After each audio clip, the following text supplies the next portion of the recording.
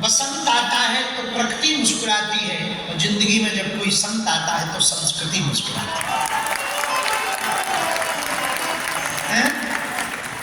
किसी सदगुरु महापुरुष का जब जीवन में आगमन होता ना भैया, पूरी प्रकृति जैसे बसंत आने पर हरी भरी हो जाती, शीतल मंद सुगंध बयार बहने लगती, हवा बहने लगती, वैसे ही कोई सच्चा भजनानंदी महात्मा जब जीवन में आता ना तो पूरी संस्कृति मुस्कुराती है, पूरी संस्कृति मुस्कुराती है, पूरी संतति मुस्कुराती है।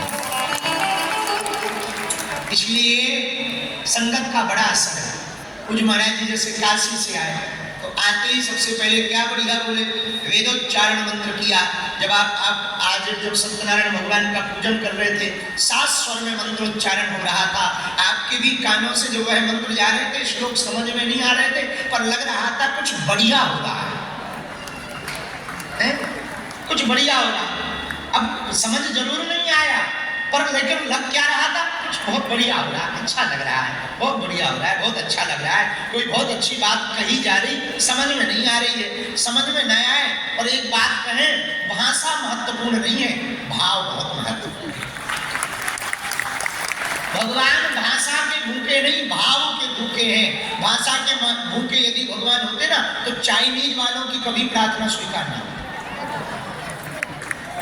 भगवान भाषा की महत्वता नहीं देते, भाव की महत्वता देते। और भाव बढ़िया हो, प्रबल हो, तो कुछ भी चीज हो बड़ी आनंद दे जाती है, बड़ी प्रसन्नता दे जाती है। तो जब महाराज जी श्लोक गा रहे थे, समझ नहीं आ रहा पर आनंद फुला रहा था, ऐसे समझो।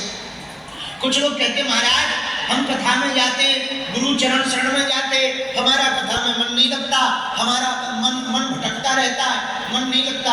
अरे भाई, तुम रेलगाड़ी में बैठते हो, रेलगाड़ी वाला ड्राइवर कभी तुमसे पूछता थोड़ी है कि तुम्हारा मन लग रहा है तो चले, ना लग रहा हो तो बैठो। मन लगे या ना लगे, रेलगाड़ी पर बैठने के बाद मंजिल पर पहुंचना जिस प्रकार तय है, उसी प्रकार परमात्मा की चरण शरण में आने के बाद आपका मन लगे या ना लगे, पर यदि बैठ गए तो निश्चित है भक्ति के द्वार पर तो तुम पहुंच ही जाओगे। और भक्ति के द्वार पर पहुंच जाओगे तो वही भक्ति का साधन आपको परमात्मा के द्वार तक पहुंचा देगा। तो जीवन में संत के आने से, सदगुरु के आने से, कोई अच्छे सदगुणी व्यक्ति के जीवन में आने से जीवन पूर्ण रूप से परिवर्तित हो जाता। तुम 4-5 दिन बीड़ी पीने वालों के साथ बैठ जाओ, 2-3 दिन तो तुम्हें धुआं लगेगा, तीसरे दिन धुआं में इतना आनंद आएगा, आहा। तो धीरे से कहोगे एक टुकड़िया दो और पी लोगे। पहले तुम टुकड़िया पियोगे तो पूरा बंडल ही जेब में डाल के धरोगे।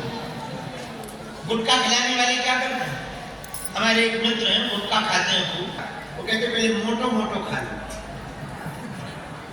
जब शुरुआत में गुटखा खिलाना पहले मोटो मोटो खा, जो मोटा मोटा होता ना बड़ी वाली सुपारी, उसको मोटो मोटो, ये मोटो मोटो खा। तो पहले मोटो मोटो गुटखा खवाबो सिखाएं, पहले धो के खवाएं ताकि लगे ना, फिर के बाद में मोटो मोटो गुटखा, फिर बाद में पूरा है